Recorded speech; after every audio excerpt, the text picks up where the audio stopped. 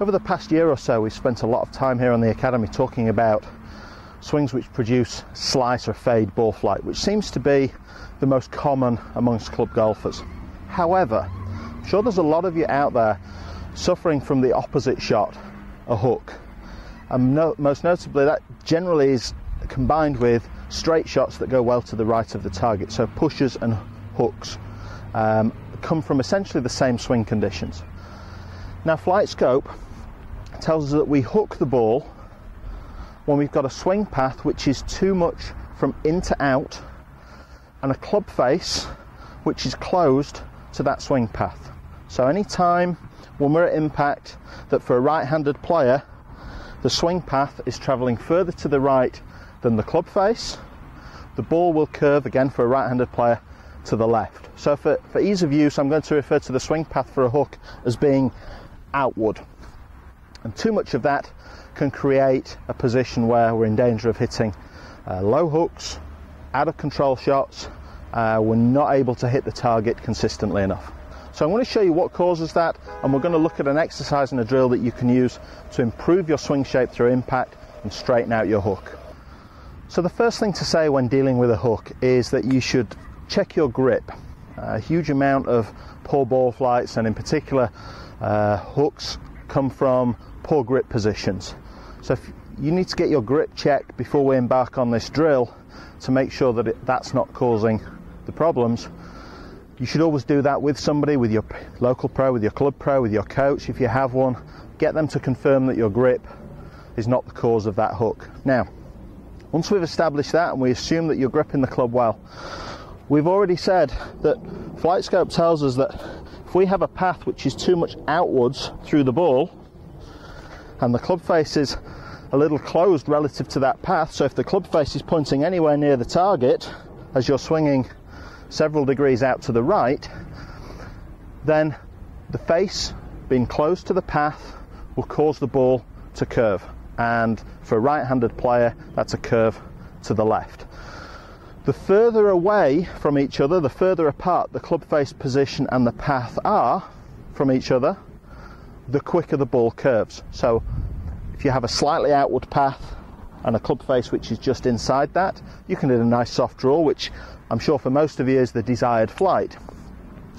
But if you're someone who struggles with a hook, there's a good chance that at impact your club face is left while your path is significantly right, and that combination can cause a lot of problems. So I'm going to show you today a movement that will help neutralize your swing path and get the club face and the path working in much closer alignments through impact for you.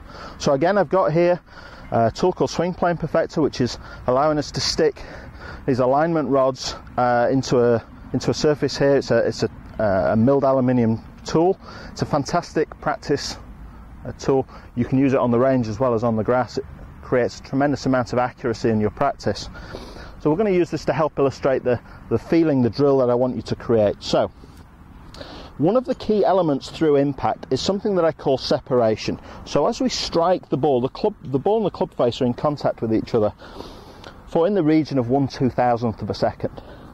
And once the club and the ball have separated from each other, there's very much a tendency, I believe, in players to want to keep the club going towards the target for as long as possible, feeling that if the ball and the club are going towards the target, we're going to hit a good shot.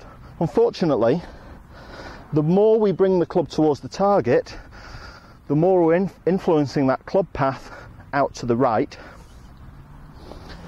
the higher the club shaft position starts to look, and the faster, especially in strong high-speed players, the faster the forearms and the hands will rotate over, causing this big disparity between the club path and the club face position, and that's where that wild hook can come in to play. So we're going to work on an exercise that I call separation. We have to learn to separate the club head from the ball's path. Okay? So if I was to use my hands to demonstrate this, my glove is the club path, my hand is the ball flight. If I want the ball to go down a neutral path on plane, the ball should be going forwards, but post impact, immediately we've hit the ball, we need the club to start working inside, away from that path.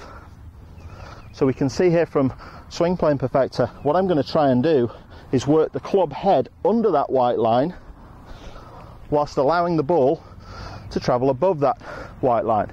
So we get this simple separation. The club works left,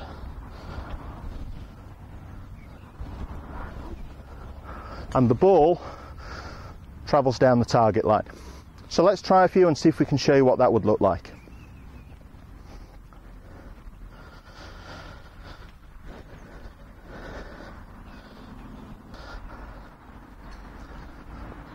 So we're going to try a few here. And as with a lot of drills that I talk about on the academy here, we're going to start with small swings. So I've started out with a 9-iron. I would make a half, a 3/4 swing just to practice that, just to get the feeling before I started moving through the bag and potentially working on other clubs. I like to see the alignment sticks placed far enough in front of me that I'm not going to hit them. If I get this wrong, the last thing I want to do is swing into the sticks and clatter everything. So they're far enough away from me that I can't hit them with the club, but they're close enough that I'm still very much aware of them in my peripheral vision. And we're simply going to make a couple of practice swings and feel the club working under that alignment rod. Now the feeling, if I was to relate this to another sport, would be a feeling of a pass in rugby, a backward pass with the arms in rugby. If you've got a hook condition in your golf swing, then the chances are in a rugby sense you'd be creating a forward pass all the time. So the feeling is the arms through the ball and into the through swing are working to the left of the target, and we trust that the club face and the ball are much squarer to each other at the point of impact. So we start out with some fairly small swings.